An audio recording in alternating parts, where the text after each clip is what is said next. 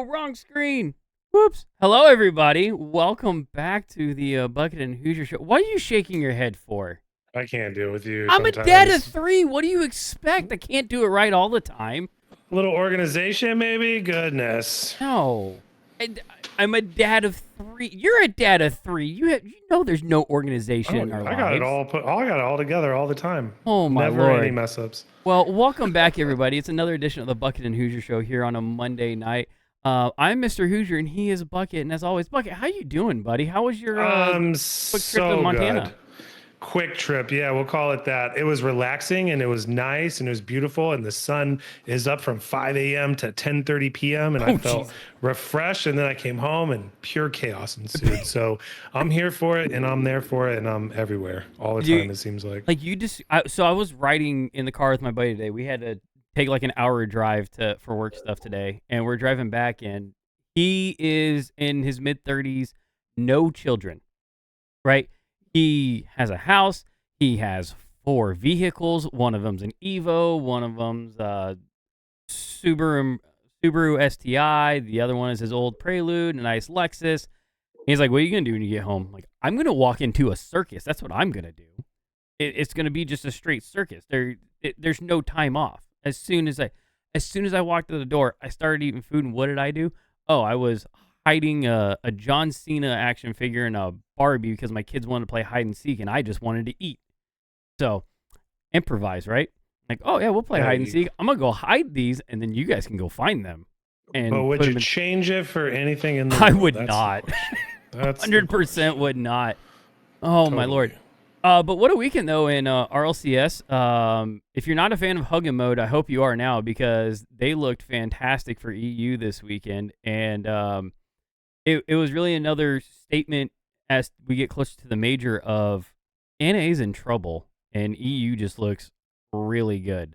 But there were a lot of people that were trying to bring up the arguments of, is EU just like NA? Because EU always said, oh, we have depth, but then Hogan Mode goes through and shows everybody that they're there and ready to play. So then is it depth or is it inconsistency, kind of like what they've always said about NA? I don't know at this point. I do think NA's in for a tough go at the major, though. Those EU teams they all look really good, and unless they cave on stage, I would be shocked if we didn't see almost 3 of those teams there towards the end. Yeah, I was going to say the major is going to tell us everything we need to know, obviously, but speculating towards that, I just don't see how EU doesn't just dominate. But that's why they play the games, right? That's why you don't just go off of or what's on the piece of paper. That is true.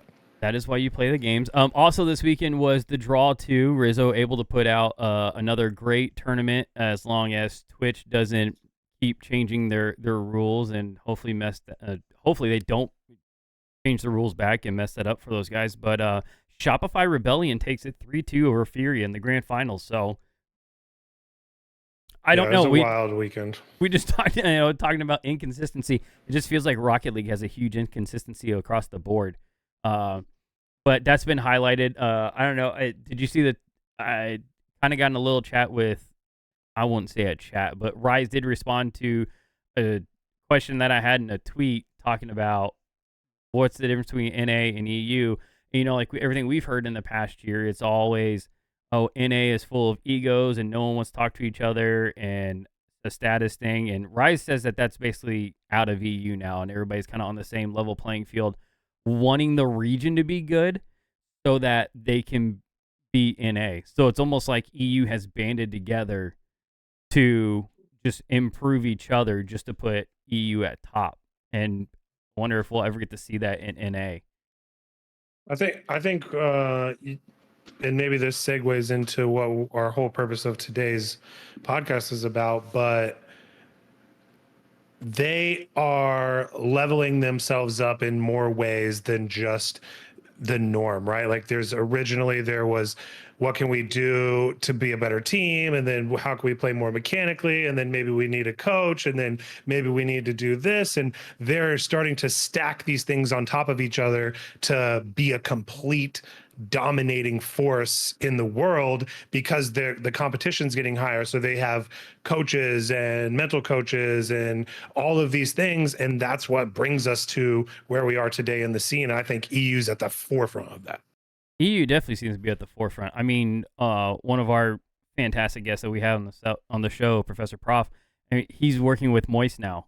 So definitely, after our conversation with him and how great it was, and seeing that he's been picked up onto a big board like that, and they're using what he has to offer, is just fantastic to see. And like you said, it segues into what we have going on tonight. We have Zack and Karin. They are mental health coaches, and I don't want to steal their thunder, so let's get them on. Guys, how are you doing? Hello. We are. Oh, there we go. Yep, I fixed. Again, it's the organization thing. I don't have it. So one of my bad pillars in life is terrible organization skills. So I still have to work on that. Well, that's why there are two halves. I'm the organizer in the family. Zach does his thing. Yep, my wife around the corner right now. She's the organizer. Yeah, but when it comes to where are we in the world, names, faces, I am a no-go. That's all on him. Yeah. You play to your strengths. You work on your weaknesses. Yeah. I'm just kidding. But, yeah, thanks for having us. It's a pleasure to be here with you guys. No, we're excited to have you guys on. To start, can you guys just tell us a little bit about yourselves? Yeah, absolutely. Yeah, so I'm Karin. This is my husband, Zach. Currently in Las Vegas. We're esports mental and high performance coaches. Been working in the scene pretty much in every esports with players from each org, with big names from Valorant, from Rocket League, from pretty much. Yeah, orgs like Team Vitality, TSM, players from NRG, T1, Oxygen, kind of all the orgs. We've been around for a while. We just got into the Rocket League scene with a team. Can't actually say who it is yet because it's pretty fresh. Oh, come on. I wanted to burn it so bad on your guys' show. Trust me, I did. But we have to hold strong, get in trouble. But yeah, so it's actually segueing, like you were saying, with a lot of the deck stacking that these teams are doing. Like they're taking it serious, and that's kind of what we're doing. A little bit about our background, like where we come from. The reason we're doing this is I was previously, way back when, a pro CS 1.6 player. All of you, I've heard there's a dad community going on. You guys have played FPSs back in the day. You probably are familiar with these games like CS and Day of Defeat. I was a pro in that game as well. So I've been around. I was an IGL in that game as well. So been around for a long, long time, and these resources were not available. And I got burnt out. I'll go into my story later, but I come from the esports side of things, and Karin, my was a Valorant head coach and whatever. Valorant head coach as well. Which is what relocated us to Vegas. I'm actually a trained life coach. So my job is more the emotional, mental, physical stuff that my players and teams are going through. How to kind of click into proper performance and everything to do with like high performance. Yeah. So that's a little bit about us. Ask us anything you want. Awesome. Bucket. Yeah, that's wild. So it sounds like you have been around for a long time, is kind of what we're saying about, let's start with what we know about first in Rocket League. It sounds like this is kind of new to the scene and getting people in there. Are you working with players specifically? Are you working with teams? I know you mentioned there's an org that you're not able to speak specifically about yet, but what's been your entrance into Rocket League? Yeah, so I've been working with individual players. They find me from pretty much each org, not excluding Rocket League. And right now we're working with the Tier 1 Rocket League team. We've worked with coaches. It depends on who comes to me. Like a manager says, they're driving me crazy, help me get this team to a better place. Or the coach reaches out to us, or maybe the org. So we work with them in different levels. They're very young, mostly. Especially Rocket League. Especially Rocket League. Yeah. The culture of 3 is problematic. The culture of, like you guys said in the beginning, now they're adding on more resources, but until now things have kind of been laid and expected to be handled by the coach. Pretty unstructured, to be honest. A lot of unstructured, a lot of canceling scrims, a lot of kind of professional things that we see in Valorant that are long gone are still existing in Rocket League. Yep.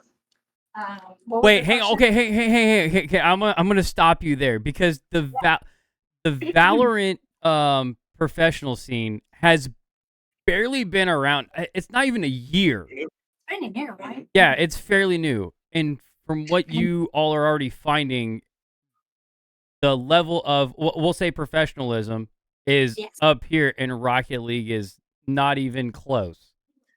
Yeah, I mean it's approaching. Look, the game is different. The game is different. It is a If you're different game. talking about a 5-minute game versus a 45-minute game, it takes its toll. When you have your whole scrimmage situation is done in 2 hours and you need to be hella focused all the way from through, then it feels different. It has different aspects to the mental performance side as well into the structure of your day. A lot of our Valorant players that like are still in school, they do something like we just have exams and we don't show up to school. Like they do kind of a from home situation. Yeah, it's just more developed, to be honest. And that's Developed. because a lot of the Valorant players have been pros in other games, Exactly. from Okay. Counter-Strike, Overwatch, some Fortnite pros. They've just been doing this for a while. Yeah. And also I think the orgs that instantly jumped into Valorant were successful in League of Legends and Counter-Strike. It's a 5-man team structure with coaches. It's like it was already kind of the groundwork was set to make it successful. And I think these orgs jumped on the boat because it's Riot Games. Like League of Legends is one of the biggest esports in the world, right? I think they jumped on the boat early and they invested heavily. Yeah. So I think Rocket League is catching up. Well, honestly. is the Valorant backbone also, would you say, more professional? Because like you kind of talked about when they started, this got started as a league, right? Like there was almost already that foundation. It was almost like the orgs came together and was like, hey, let's do a league, guys, and let's set it up that way. Whereas what we talk about with Rocket League, we have in the past year, it's not a league. It's an open circuit. Can you qualify this weekend? And just a handful of teams get to qualify. Exactly. Yeah, I think the Valorant backbone is more sturdy at this moment because first of all, the competition is fierce. Second of all, because so many people have transitioned from other games into Valorant, there's like, you have to keep up, otherwise somebody will take your place instantly. And I think in Rocket League, there's there's excellent players, and there's like the ones that are still catching up. So if you don't get those, it's like new guard. the new guard, yeah, exactly. So if you don't get those into your team, those coaches, those players, you're kind of stuck. So I feel like Valorant has the privilege of being more advanced at this moment. Yeah, I think in the very beginning of Valorant, it wasn't that way, Yeah. to be honest. It took a few months. It's still a young person industry. Like people are still like very young. They don't answer messages. Like there's a lot going on. There's still unprofessionality going on. It's not perfect. Don't get us wrong. But it's overall, I think the orgs are setting the culture standards, and even from the beginning, like when we started getting in with some Valorant teams, it wasn't there, and it's changed over the last like 3 to 6 months. It's really evolved a lot, and that's like what Karin is saying. When franchising came in, when it was like really being elevated, and there was more money being pumped in, more expectations, it did change. So now suddenly like CEOs are coming to us and saying, hey, I know that the most important thing for my team is mental performance. Like, what can you help us with? Because they've been around and they see that they put so much money into them, so much effort, some of that in order to, like in the end, they just crack under the pressure, or they get burned out, or God forbid, they get, worse. So they really understand the value of mental performance and how it can advance to the next level and give them that edge.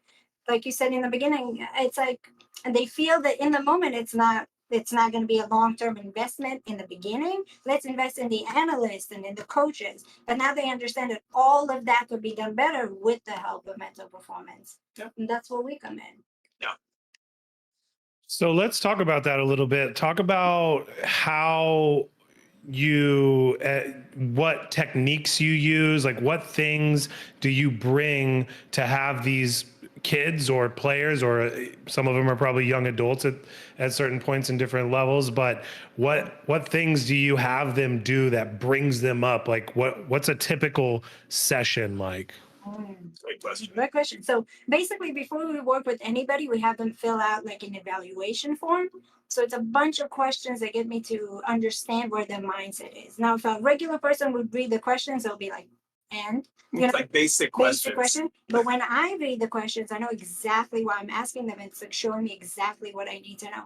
I need to see if they're over analyzing, if they're in their heads, what's keeping them away from flow. I need to see, is it really about confidence? Is it really about comms? Because a lot of people say, oh, the team is not talking. But in reality, they don't trust each other. They don't share. It's not really about the communication. It's about the trust. So we need to really localize and identify what they're going through. And then when we get into a session, we just coach them. We coach them with deep questions. Why do you do what you do? Why do you care about this? Tap into your motivation. Like, why are you here?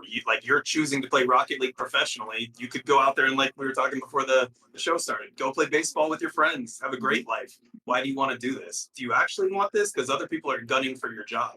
Like, it is a job. So you're a kid, or not a kid, but you're a person first, and then you're a player. Yeah. Start to learn about yourself. We ask self-awareness type of questions, just like things they've never thought about. Get them thinking about why they're here, what they're doing, the level that they need to be performing at. They're taking so many pressures from the outside. It's just helping them deal with some of that, work through it. Like, we're pretty down to earth. I think you guys can probably tell. Like, we don't come from a traditional sports psych background, but we come from like a wellness and understanding potential and performance background. And so we get our players to get in touch with that, learn about yourself, learn about why you want what you want, what do you want to accomplish, set those goals in motion, and then have a process that works for you. So that's pretty much what we do. And when we work with the team, it's a lot of like culture setting, making sure that the team does get on the same page and just making it all kind of click. That's, can't give you the magic behind it, but it's just, that's kind of how we operate. Totally. Well, you said like you don't come from a traditional sports mental background, but like you, Zach, like you said, you grew up playing travel ball, right? Travel baseball. And I almost feel like sometimes that's what the esports is missing is you're actually, when you go to practice, myself, Bucket, we talked about like taking your kids, going to practice, and you have to interact. Whereas with esports, I don't have to interact with a person outside of just getting onto the game. So, yeah, how do you break that barrier of making people want to talk? Like Buck and I, we met literally sitting here playing video games, but we were both adults, and we found ourselves just chatting and like, oh, hey, I like talking to this person, whatnot. But it's like, how do you get teenagers or even 20-year-olds who I feel like a lot of them haven't come up in that traditional sports setting, and not to like put a judgment on gamers, but a lot of them are very socially awkward, and they don't even know how to just be like, "Hi, I like this. Do you like that?" Like it doesn't seem to work. So like, how do you break through that?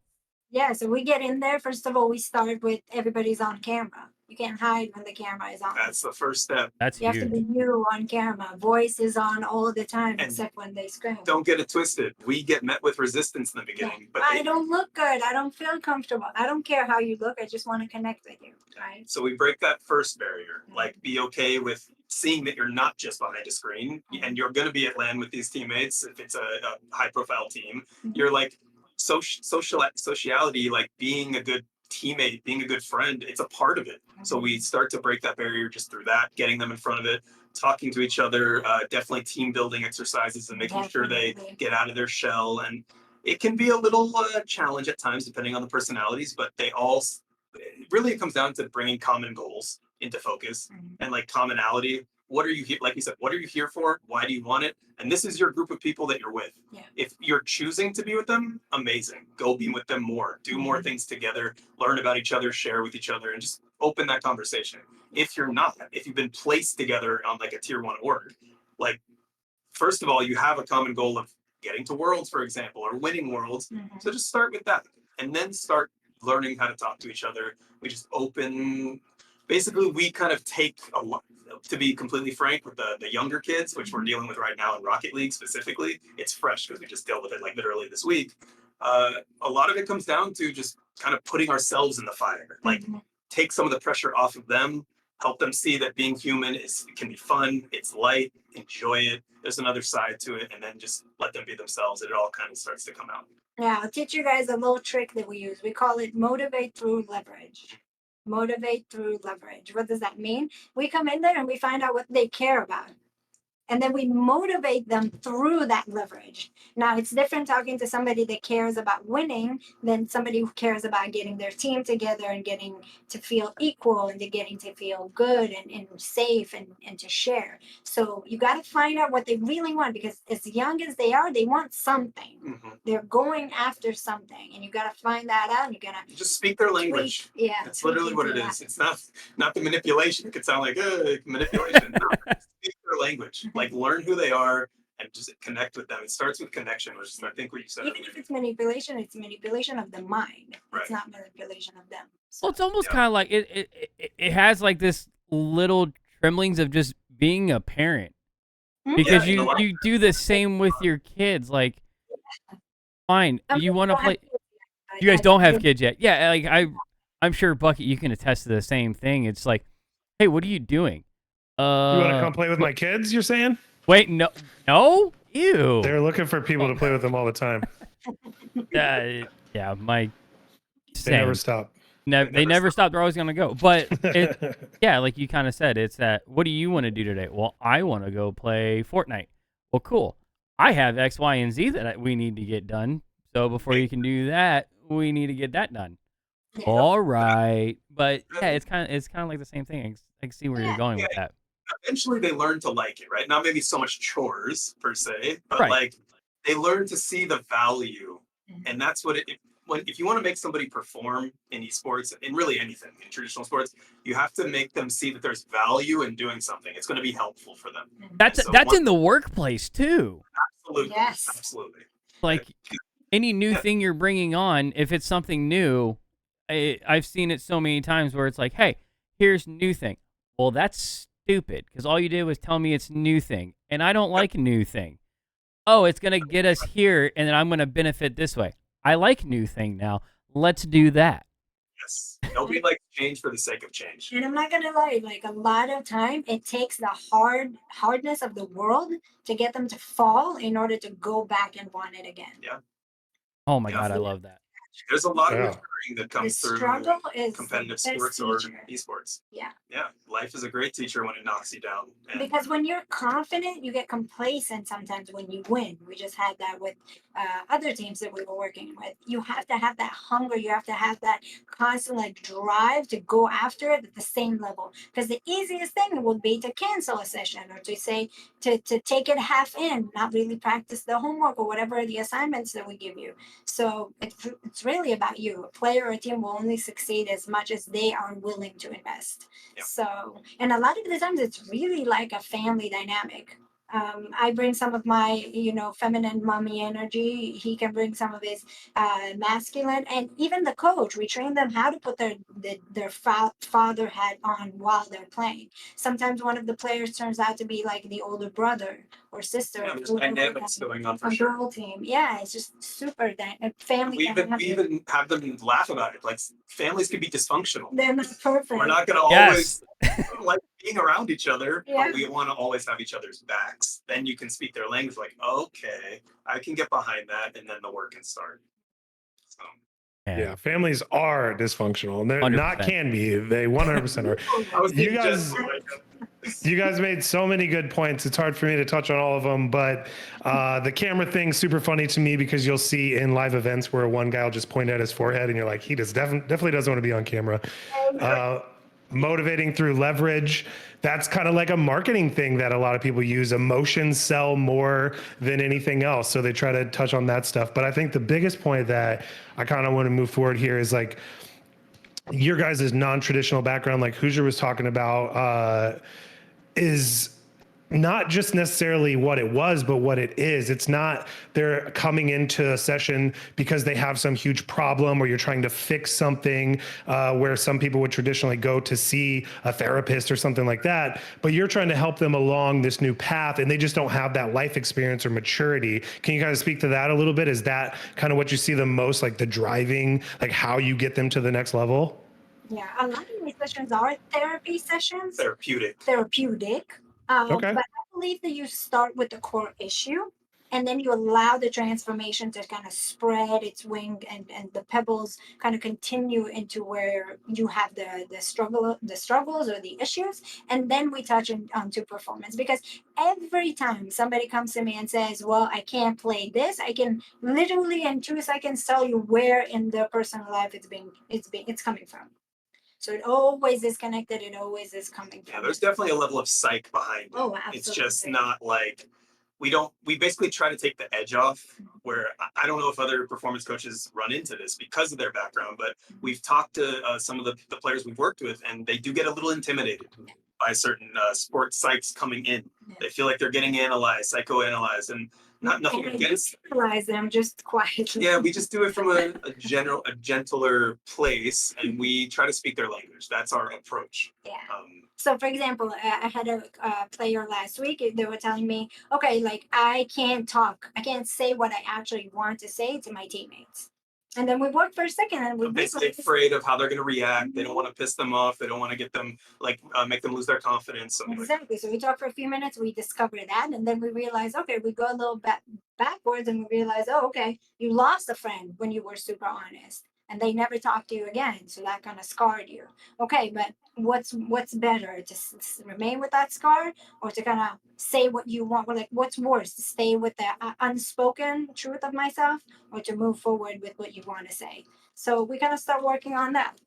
Yeah, it kind of goes along with one of your most recent YouTube shorts about being judged and being comfortable with being judged and realizing people are not always going to agree with you.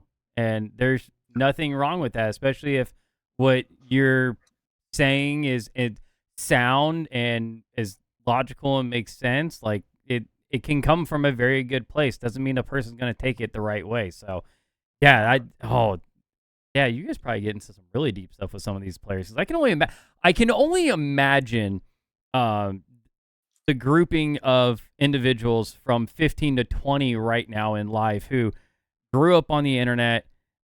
They don't know I just feel like this is a group of people who haven't spent a lot of time with just themselves. Yeah. And as much as they think they know about themselves, because like you talked about, when you guys come in, you've had players that say like, "Oh, we're like nervous because you're gonna judge us, or and you're gonna psychoanalyze us." Well, yeah, there's a lot of people out there that you say, "Hey, you need to go talk to somebody." No, I don't. I'm fine. It's like, but you feel fine, but I can tell when you're on your own, you're not asking yourself those tough questions and giving yourself a real honest answer, or just taking some time to reflect on, am I where I want to be? Am I happy about it? What can I change and make it better?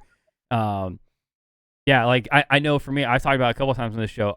In the last year, for me, the book The Daily Stoic has been like phenomenal.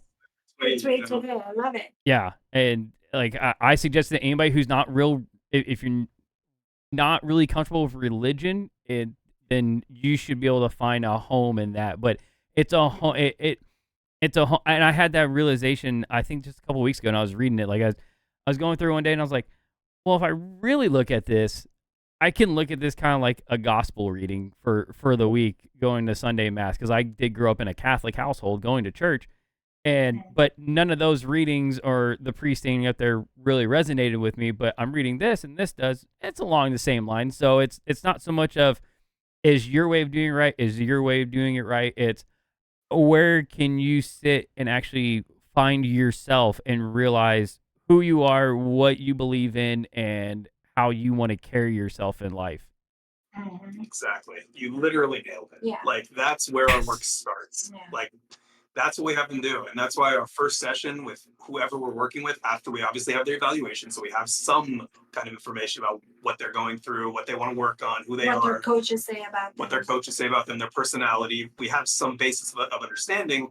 It's just about, have you ever taken a second to think about who you are and what you love and why you do what you do and how you want to carry yourself? Oh, okay, you have or you haven't. Let's have a conversation. Let's see if we can get into that. And then they start to see something about themselves and their eyes change. Something just opens up with them and they're ready to actually either want something or not want something. Those light bulb moments are the best. Yeah, I'm like, if I can say this openly here, like we've actually had some pro players we've worked with. Karin specifically had a very high profile player she worked with that actually quit gaming after working with us because he realized he wasn't on the right path.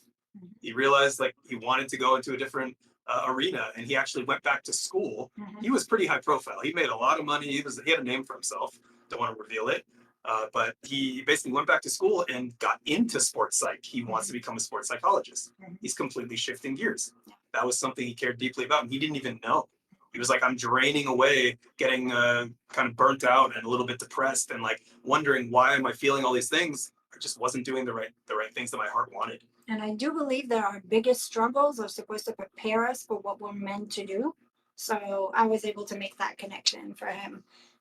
But yeah, everything you said about the book and just taking it, to me, it's like a focus, a mantra, whatever, religious or not, like religion doesn't have a hold on the truth. The truth is what you know you are and what you feel that you are, each in his own path.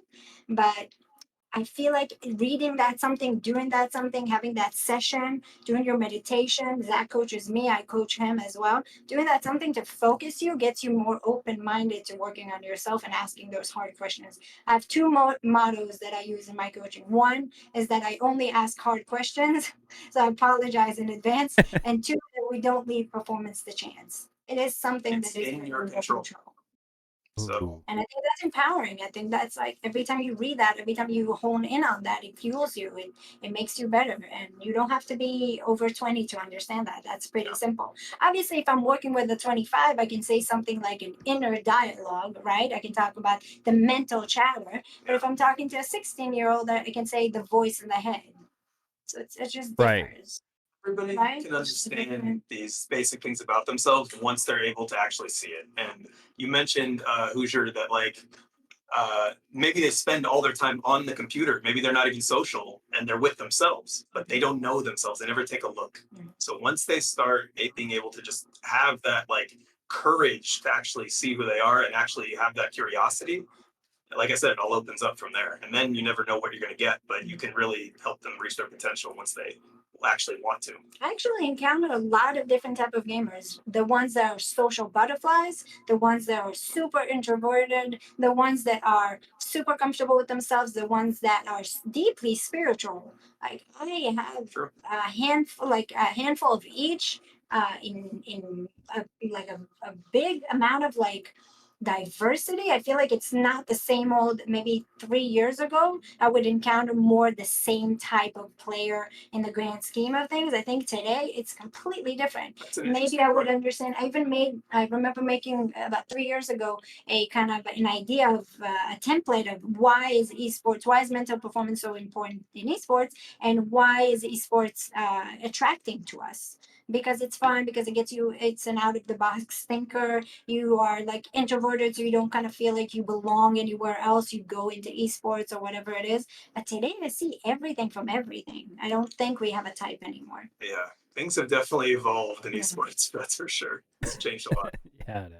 You guys have me reflecting on so many things, and we haven't even sat down for a session yet. My goodness, that's so amazing. Just the little bits and tidbits you guys are feeding us are really, really enticing to kind of get back in touch with a lot of those points. And you kind of touched on this, but I want to like just ask it point blank. Like it seems like most people are able to understand what you say or do right when you come in, but do you ever come up against a lot of resistance or people that just can't get that gear turning? It just won't catch. Like, how do you go about those kind of things? Yeah, I just had a player that bought a whole training like plan, 10 sessions, and they used two, and they had a very terrible kind of breakup, and they just like, fell off the grid type of thing. And it happens. I mean, like I said before, struggle is the only big changer in the world to motivate you to do something that you don't want to be doing. So at first, the whole focus was about, I'm going to get better at this game. I'm going to hit Radiant. I'm going to do this. I'm going to do that. And now I'm heartbroken. I don't want to do anything anymore. But before, it was like, until June, I have to decide, because if not, I'm going to go to school, or I'm going to stick to esports. I need to make this huge life decision. Now I'm heartbroken and nothing matters to me. So, so it's like, you never know where life takes you. But I think that's a part of our path. If you're meant to be a pro, you will become a pro regardless of that. We've all seen players play through their fathers. Who was that? I had a player that was playing in the wake of their father's passing, which was insanely hard and insanely emotional. Till this day, she is a pro. Like, it won't deter her. You know what I mean? So really, a touch and go. I want to add, kind of from the team side of things, when we get some resistance from a player, or it's a lot of the time, it's not resistance to us, it's resistance to just opening up in general, right? And so, yeah, they're just really set in their ways. A lot of the time, we see what we can do. We see if there's an entry point that we can just have a conversation. Yeah. And if there's not, a lot of the time we do let them, like she said, let life bring something to them, and then they'll want to talk to us. And that does generally happen. Because they get frustrated when the team isn't doing well. They get frustrated. They want to talk to somebody. And even if it starts with, like, they want to blame somebody, that starts a conversation, right? Yeah. So it's like, it's a way to open it. We never lost a player. No. Never ever. In a session or two, even when they tell us, look, like, these guys are hardcore Russians. They don't like talking. They like drinking vodka. We get in there and we find out they're just heartfelt people. They're like little love puppies. Oh, we're all softies. We just put on a tough, rough exterior. Everyone's love. That's what I figured out. Even if you're the tough guy that's making millions and you're sitting there, you're still a person who wants, like, I was talking to this content creator. He had everything in his life. Everything was going up. YouTube, everything that he was touching was huge. And all he wanted to talk about was relationships. So it's like, there's always something. There's always something. And all that stuff that you were talking about there, like, you touched on a lot of different points, and like your 4 pillars of performance, right? Motivation, focus, confidence, and burnout prevention. And kind of like talking about the YouTube person, obviously they're doing everything right, but there's something that's missing, or the player that's doing the best. I think the one that sticks to me the most to me in those pillars is the burnout prevention. What do you guys like? How do you bring that up to players, especially someone who, for some of them, like, what is going on here on this screen, that's it, and they don't want to step out of it, but they're going to burn out at some point. Yeah, but do they want the longevity? Yep. If so, they need to start paying attention, because they know when they get wrist pain. They understand when their shoulders are starting to hunch over. They understand when they suddenly don't have a life outside the game. They understand that they're 18, and if this doesn't work out, they don't have a backup plan. They understand all of those things. They see their vitamin D levels low because they don't go out to the sun. They know when things are wrong. We're trying to catch it before it's wrong. We're trying to explain the benefits of wellness and of taking care of yourself and being a person before you are a player. From the beginning. So the idea is that a lot of people think that either overcoming burnout or preventing burnout is hard because of the grinds and because of this, because they don't know the right tools. When I sit with a player, I can release within them a wrist pain that has been sitting there for 8 years in a 10-minute session. Because the way I teach it is that in our bodies, emotions are energy and motion. And it's stress building up over time. And it's stress building up in the body. So if you allow your body to express those emotions that have been stuck specifically on the wrist area, the wrist relaxes and the dis-ease vanishes. Yes. I'm saying big things here. Maybe not a lot of people. I know it might. So I think Buck and I have both talked about this before. I know for a lot of people, it's go and do a workout.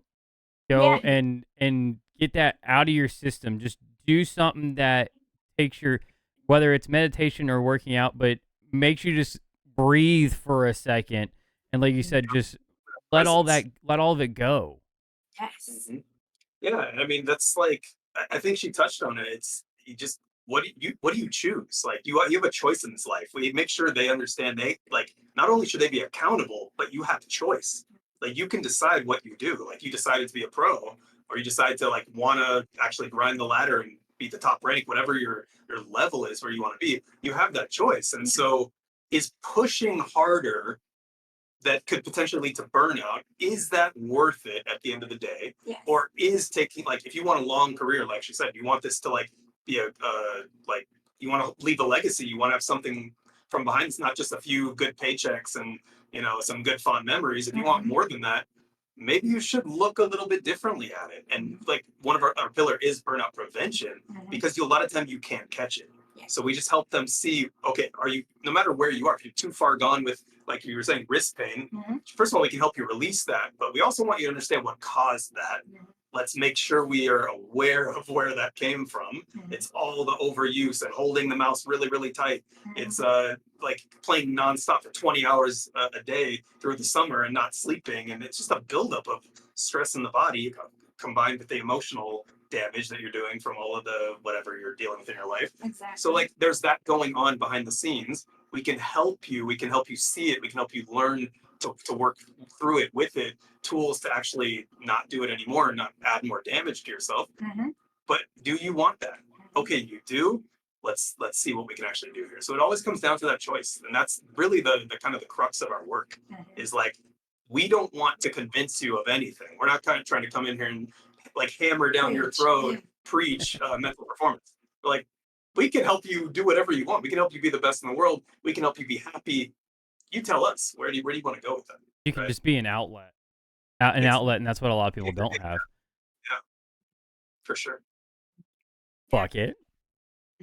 Yeah, no, I mean, there's so much again to unpack. You guys always give me so much information, and then Hoosier gets asked you a question. I'm like, oh my gosh, heartbreak and heartache and young adults. I cannot believe that's not a topic that's just all the time and free flowing. So I just imagine when I was 16 and the things that happened. Oh my God, I thought it was the end of the world. Yeah, exactly. No, remember those days? Yeah, and a lot of people think that burnout is me playing too much and getting burned out, but it's so much more than that. Burnout is at the end of the road. So if you catch it early, it's super easy to prevent. That's why it's a thing. It's like when people say about focus, I'm not focused, but the way we teach them is you're always focused. The only question is, where is your focus? Yeah. Well, that kind of leads me into like what I would like the question is like, is your job ever over with these guys, right? Like, are you able to walk away from a team or a player and be like, I help them, they can go off on their own, or is it just like an ongoing process all the time? And I think some of these things might speak to one or the other.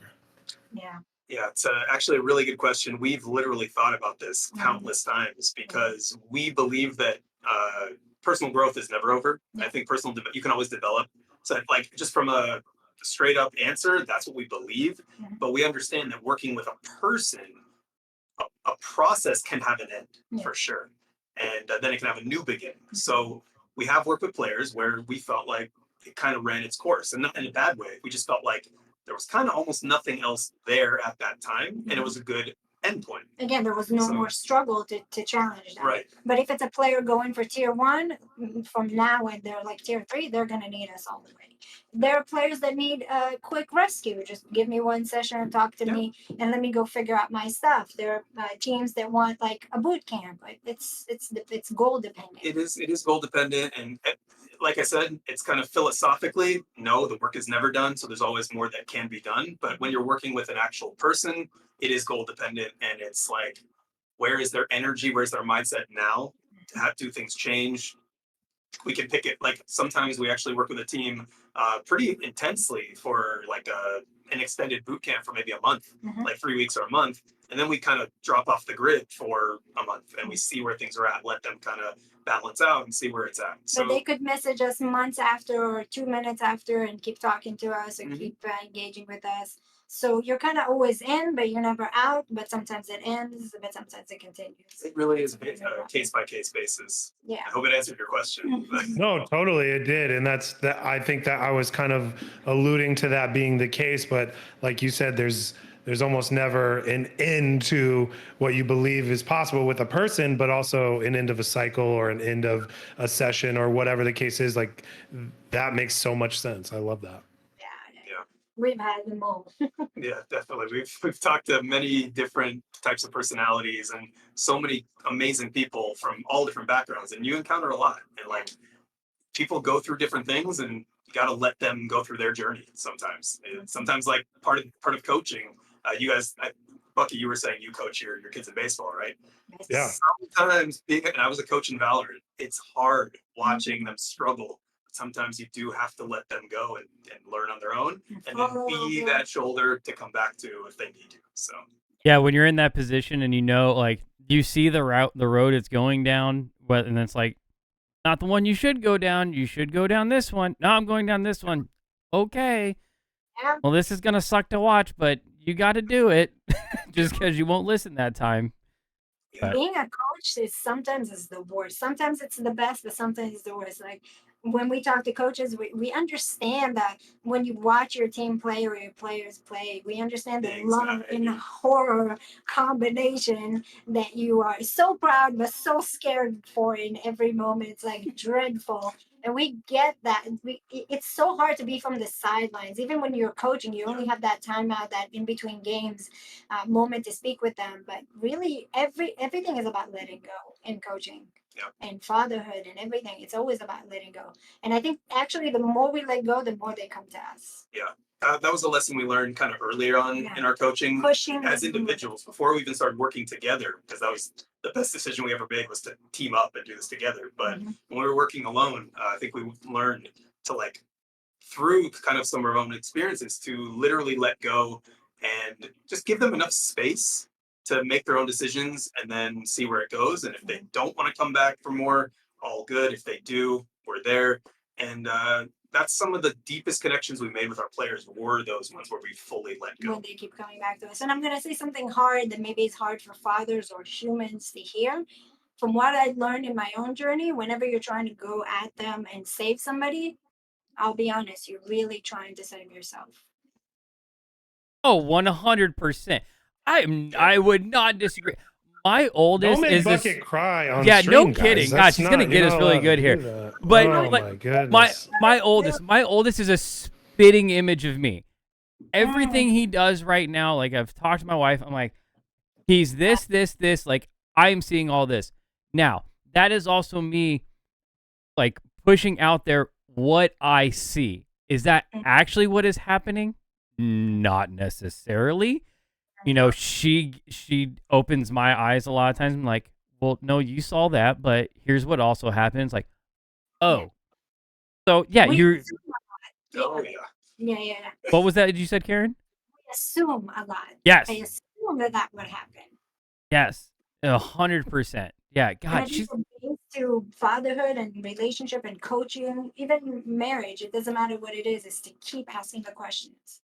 To not assume that you know what the other person is going through or what your player is going through. I can come in and have the notion that somebody's going through something, but really it's something else. Usually my intuition is right, so I stick with it, but it's not about the pushing. It's about letting them figure it out on their own and letting them come to you. And yeah, the fact that he's so similar to you, I mean, they grew up in your shadow. I mean, how not? You know what I mean? Not in your shadow per se. No, but like, But side by they exhibit, like, you step make by- these children, they end up having some sort of your traits along the way, and there are things that you're gonna see where it's like, don't do that, and it's like, well, actually, go ahead and try it. Maybe it works for you, and it didn't work for me. But all I can tell you is be mindful of what you're about to do or how you're going about it. So yeah, it's super interesting. Well, Karen, we know you have a session coming up, so as we wrap this up for both of you guys, looking ahead, what are some of your aspirations or goals, either within your current field or beyond? I love the question. Yeah. Like, we talk about this all the time. We think about it. Do you want to go first? I think my goal is I've worked with players, I've worked with teams, I've worked with orgs, I've worked with CEO, managers, coaches. Now I think where I'm going is being an in-house performance coach for an org to bring really the org performance up. Take a tier one org and bring them to that next level because I think that will educate generations to come. I think that's where I'm headed. Yeah, and I know you're going to be super good at it, knowing who you are. Like, she could run any ship, With the best basically. of them. Yeah, and I think mine is kind of in the same vein, to be honest. I've kind of done not everything in esports, but I did do the player thing, the coaching thing, now the mental performance coach for the last few years. And I think my next, not my next step, but like my, if you want to call it ending destination that I would like to get to is kind of like you said, like an in-house performance, not a coach, but maybe a performance director that kind of oversees the whole operation of an org and makes sure the culture is on point, basically what she was saying, but also just like make sure the operations of an org, almost like an esports director. That's something I would definitely consider getting into for the right opportunity, for the right people, for the right org, because I believe heavily because of my own personal story, which I didn't get fully into. I burnt out heavily in my career. I put on 100 pounds over 10-year career. Yeah, it was really unhealthy, deep depression, anxiety, took one bad relationship with one of my ex-girlfriends and I just developed panic attacks. Like I had to take care of myself, I had to turn it around. And so basically, I appreciate that, by the way. But yeah, so learning what I learned, I want to make sure that there are people in the scene that can be solid role models that make sure that these kids have a path and are being taken care of. Because I've also seen on the side of things, I have friends who are pros who have been treated like horrible, treated like complete shit from their works, and I would like to make sure it's being run with integrity. And yes, I guess that's kind of outlined it right there. And in our personal life, it's more about having kids. I think is the next phase. Yeah, There you go. Yeah, baby. Yeah. I mean, 35. Yeah, the clock is definitely ticking. Hey, that's where some of us all landed. I'm in that boat too, and wouldn't trade it for the world having it that late. I mean, sometimes you get a little bit more life experience under you, and it helps out. So, wish the best for you guys in that regard. And I don't know how open you guys are to ever coming back, but I'd love to continue the conversation sometime. I know we gotta just scratch the surface of not only what you guys do, but of you guys yourselves and getting your names out there, or just having the chat so more people, because we talked a little bit about this and I don't want to go too far into it before the show, but some things go unsaid in the world, some things go unsaid in the mental aspect of it, in communities that we're in, and we're always trying to better our lives and our games and our families' lives. So we definitely appreciate these conversations, and they help us have better conversations with other people in that regard. So you guys are welcome back anytime you want to get any word out, and we're more than happy to keep asking you guys questions and trying to get as much as out of you guys as we can. So we appreciate it. And you can also take this time to kind of tell people where to find you at, or any information you want to say, in closing is up to you. Yeah, we would love to come back. We love these conversations. We live for mental performance. We live for spirituality and self-development. You can find us on our website, which is Zack and Karin, spelled out AND.com. Or you can find us on Twitter. I'm sure you guys will tag us when the podcast is up. I'm less of a Twitter person, so follow her first, and then if you feel like you want to follow me, go for it. But hers is Karin Sarfati, so the spelling is you're going to see it on the tag, and basically from there you can get to our Discord. We have a free Discord channel that has a lot of mental performance resources. So if any players, any teams, any managers, dads, whoever it is, more than welcome to come in and share those resources and use them and add more of their own. There's an abundance of resources on there. I'm not gonna lie, like especially Karin, she just pumps stuff out, some of our own stuff, like resources on the internet that we find valuable. There's a lot of stuff there on mental performance. So feel free to check it out, take part in the conversation, and we're always updating that. So yeah, people ask us questions there and whatnot. If you're taking one thing from this is that be you, and really if you have a player, I know it's a community of dads. If you have players, Be mindful of them. Pay attention to how they're doing. Yeah. If you're a coach, ask them how they're doing. Be mindful of how they're doing. Don't just treat them as a player. Remember that they're a person. And I hope that the Rocket League scene is going to soar. The upcoming major is going to be awesome. Like you said, the EU NA scene. I'm going to see who steps up because in the end, there's a very small gap of skill between the players and the teams. I think the mental performance will determine how they show up in the day of. The last team that I watched, Hogan Mode, one of their players, what's his name? Something. Scrub Killer. Yep. I liked him because I saw his aura. Like he had good energy. He was like happy and smiling. I don't know if You it's have to come back because Scrub Killer, like yes, he is a story because he is And like you know one of the original prodigies that came up in the Really? scene. Yes, like playing 1v1s under like when he was Like 13 years old. 13 years old on Johnny Boy's stream. Like that's how he got recognized. So he's somebody that has been in the scene for a long time and grown up in it. So yeah. Learning about the stories in Rocket League. Like we've been in Valorant and Counter-Strike a lot more, and like we're just scratching the surface of Rocket League. It's amazing. Like I love it. we see Zen up and coming. We see Yep. everybody doing their thing. So we're excited. We'll for definitely continue the conversation. Definitely. that. Great. Awesome. Yeah, anytime for us. Well, as we wrap up here, anybody, if you're tuning in right now, we are going to be live on the channel here tomorrow night in support of the Rosie Memorial Tournament going on with the Dad Gaming. It's like, what did Jesus say? It's going to be across like 6 streams. There's like 6 sets of casters going on. So be sure to tune in to the. Is it going to be on channel 3 or Dad Gaming? Oh, it's going to be on Rosie's stream. Oh, Rosie's channel. Yep. Rosie's channel. They were able to access it, and they're going to have the main one on there. But all of the streams will be pointed: TDG, Dad Vibes, Channel 3, us, several other casting duos, and we're going to have a huge production in honor of Rosie. And again, that touches a little bit on this mental health stuff. So please, please, please talk to someone, or just look out for each other. Everybody just needs to do that a little bit more. Definitely. Yep. Well, hey, Zach and Karin, we appreciate you guys coming on here as always. Chat, I'm gonna send you guys over to Skyburner. We're gonna send you guys over to Skyburner tonight. Thank you all for tuning in. We appreciate it as always, and we will catch you guys next time. All right, have a good one. See you later, brother. Zach and Karin, thank you guys so much.